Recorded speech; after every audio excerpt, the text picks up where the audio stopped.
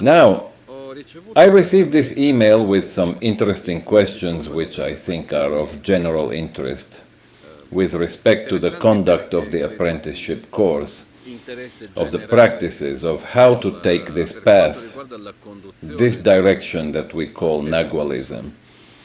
I'm going to read it now to get a better understanding of what we're talking about. And I'm going to give a number of pointers on how to run the practices more effectively, especially the ones I'm proposing within the online course.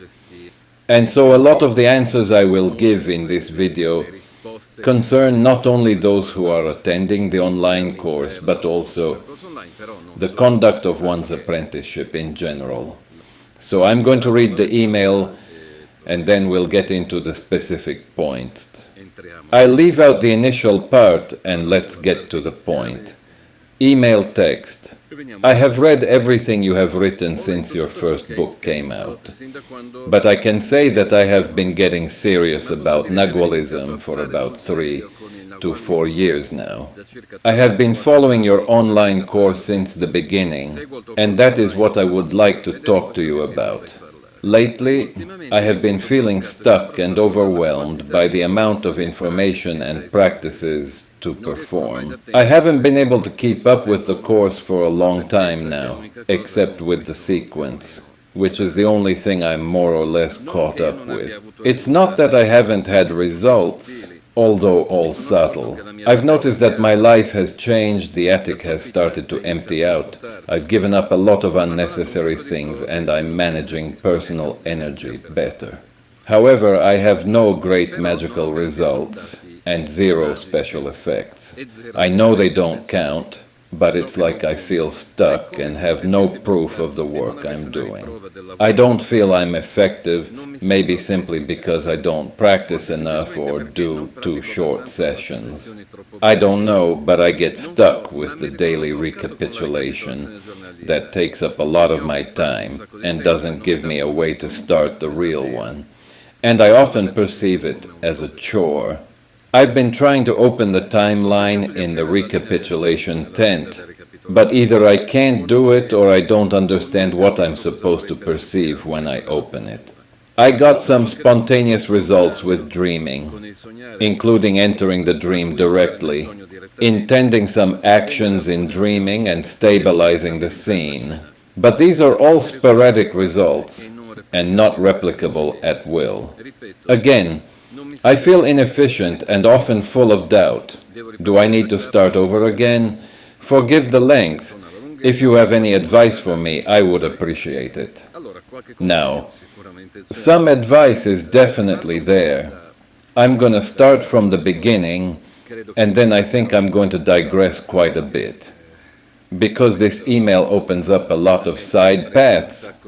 So I'm going to try to touch a little bit on everything that I'm mainly interested in making clear, but I won't be entirely exhaustive, I think. First of all, I've been serious about this for 3 or 4 years. 3 or 4 years is nothing. Let's make that clear. Let's say 10 years doing it seriously, that's a reasonable time on average. Then there are the prodigies, but the prodigies often turn out to be blind allies because they leave out important things. Let's say they jump right into these magical aspects that we expect so much, but leave out other much more important and fundamental things. The magical aspects end up creating a kind of fog that obscures and leads out of a clear direction. 3-4 years, I was saying, is not that long to get really relevant results. And besides, what do we mean by getting serious? We'll get to that, to what we mean by getting serious. Then, I have been following your online course from the beginning, overwhelmed by the amount of information and practice. You can't keep up with the course. As far as the online course is concerned, I've said this before, But I'll say it again. I never thought one can keep up with the time with which it comes out monthly. It's impossible. Just for the first homework assignment, I estimate 6 months to a year to make the minimum level of inner silence stable. Keeping up with the course means basically completing the homework. Never mind the practices and all the technique related to it. But the homework line kind of marks the direction. And the first one already takes quite a bit of time, especially because it's the foundational one. It's the one that will then determine the success of everything else, homework, practices, and so on. Because obviously, without a sufficient level of inner silence, there is no possibility of effective results. So we could say that getting serious begins when we have stabilized inner silence. What does that mean? That we are able to act in daily life although we maintain inner silence. That is the minimum level of internal silence that will then gradually grow, etc. In short, everything that I explain in the course, therefore we manage to be effective in normal life, although we have stabilized a condition that is not like that of our fellow human beings. Then, active silence, which becomes active in our existence, and it is practicable, because if silence leads us to being unable to handle daily things, there is something wrong and we have to review everything. In short, silence should enhance, in parallel, our ability to see more clearly, to be more lucid. And we only see this in concrete, material actions, in choices, in what we do. And this, we could say, is starting to get serious. It means that we have incorporated what we call nagualism into our real life. This is being serious. So we have realized that we can completely change direction in our existence, and that there is no more separation between now is the time to do the practices, and now I go back to being the normal me, Marco, doing my own thing. As long as there is this separation, we are not being serious. So even when you say to me, maybe because I don't practice enough or do too short sessions, there is no session. And about the techniques, let's leave the techniques out. What matters is what's behind, where the technique takes us, the intent. If we remain fixated on the technique itself, that is a gatekeeper. Practice becomes another gatekeeper, another boundary that we put there. It doesn't work. There are no sessions, there is continuity. Gazing, being serious about it, means I practice it continuously. While I talk into the camera, I stay extended, for example. The post-it note exercise, what is it? It's supposed to give us one of those very basic resources that is staying extended. But staying extended doesn't just mean doing it during the time I stand there. And for 20 minutes I stay extended. I stay extended forever if I'm serious. Then at that point we are really doing it. It becomes the new normal condition. Let's call it normal. I bypassed that point. That boundary established by this is practice and this is not. It's no longer a matter of practicing, becomes my existence. It's a little different. This is being serious. The results that you list don't seem very small to me. Now, there is a whole initial phase where we are fumbling in the fog, trying to achieve something, but it is not clear either what we are looking for or in what direction we should go, what is standing in our way, where we should turn. So we take steps forward, steps back, steps sideways. We are moving a little bit randomly, but actually we are not moving randomly. I mean, the pointers that I put in the online course, in the books, but especially in the online course, aim to get you to open this fog through trial and error, sure, and especially failure, an impressive amount of failures. And here I already give a piece of advice that applies to everything and everyone. Don't spread yourself between 1,000 practices. Identify one that is congenial to you, which you feel you can access more easily. A simple practice, though, that is, it cannot be. I want to carry out dreaming in its totality. No, this is not completing a simple task. For example, we talked about staying extended, and that is already one thing I could recommend, which is not such a simple task at all. Let's take staying extended then. I decide that staying extended is my first step toward conquering the opening of the path of nagualism, whatever that is. And so I aim to achieve this staying extended and doing it well. That is, I aim to do something in the beginning, but to do it really well.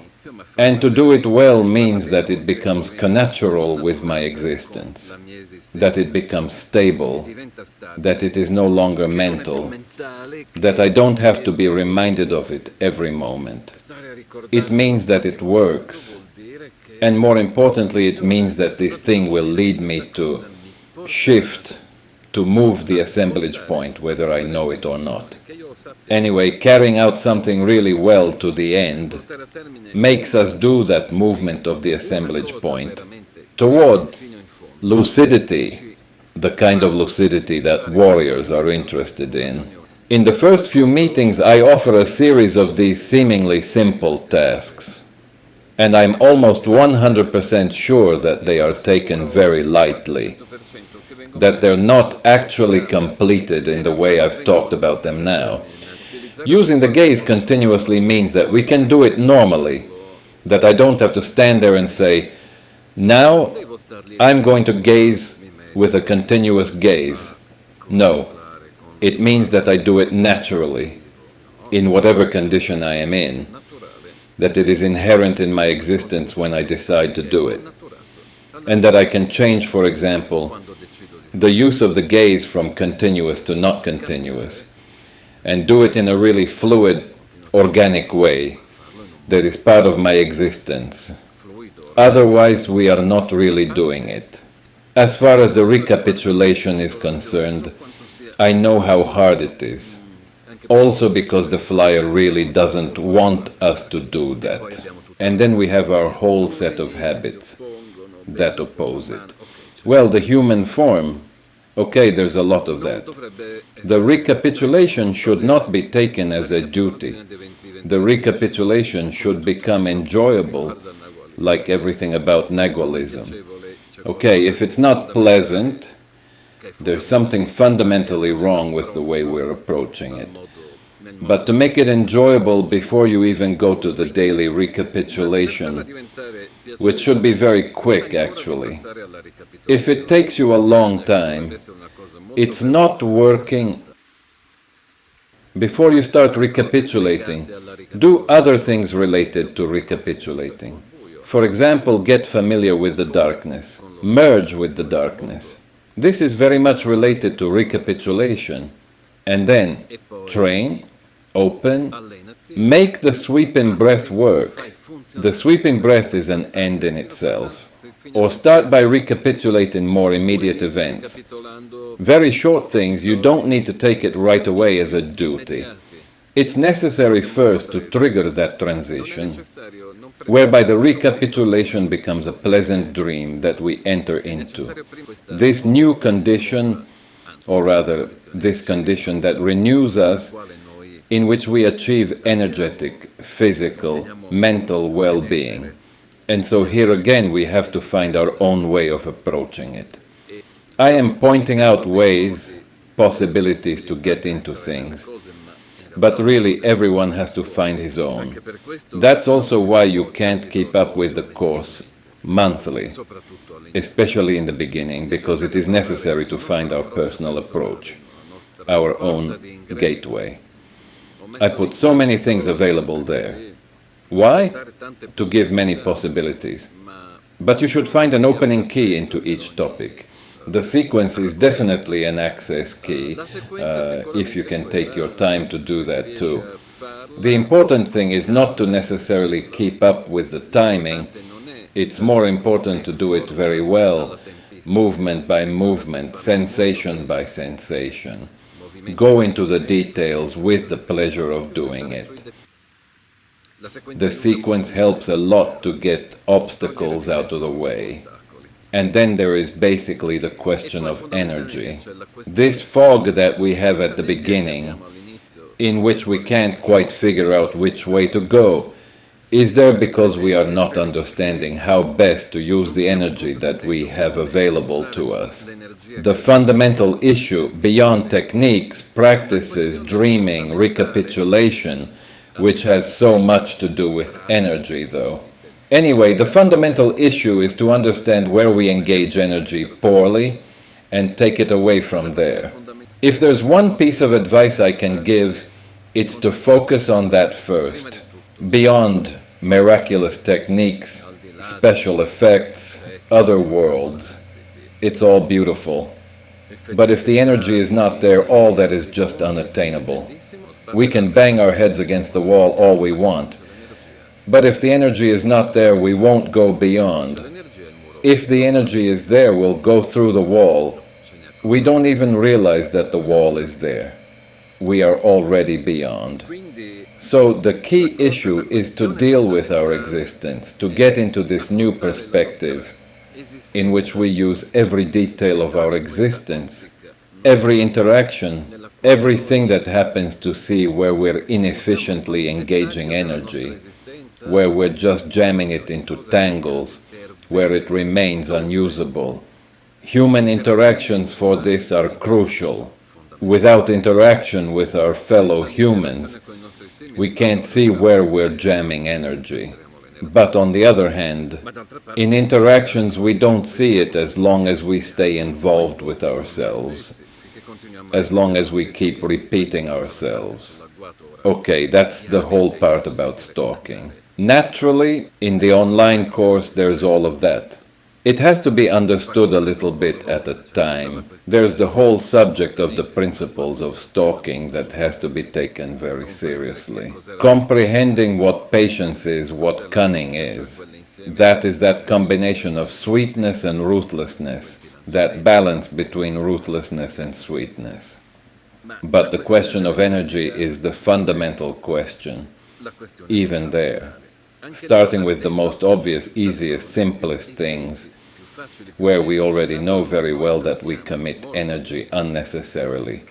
So obviously in the whole defense of our image, and then the whole issue of the sense of personal importance, of self-absorption. So, in summary, going to simple things that are accessible to us and doing them very well. To do them seriously means to integrate them with our existence. Here you are still talking to me about 2 short sessions, how much time you spend on practice, because you have not yet come to the comprehension that practice is you. That is, there is no such thing as practice. Nagualism is interaction. It is relationship with the world. It is active relationship with the world. This is the practice. All the techniques that I include are steps, they are definite ways for you to direct this practice of relationship with the world. They are channels, paths that have already been super tested by generations, and generations of warriors that we know work, but should not be taken as something detached from our existence. That is an error that makes everything ineffective. Our existence is nagualism, because our existence is relationship with the world.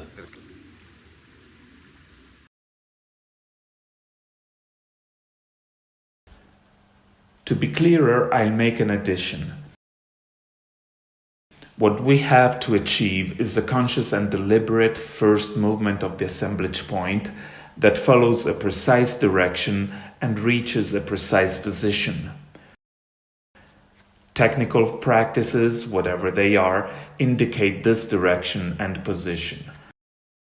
So it's a matter of choosing one and taking it all the way by doing it seriously, which means by integrating it into our existence as far as it leads us with the totality of ourselves. Therefore, without leaving pieces behind, without separating what we call practice or apprenticeship from our existence, and taking it all the way to the new position, which has to be made stable. At that point, you'll see that the special effects will even be more than plenty.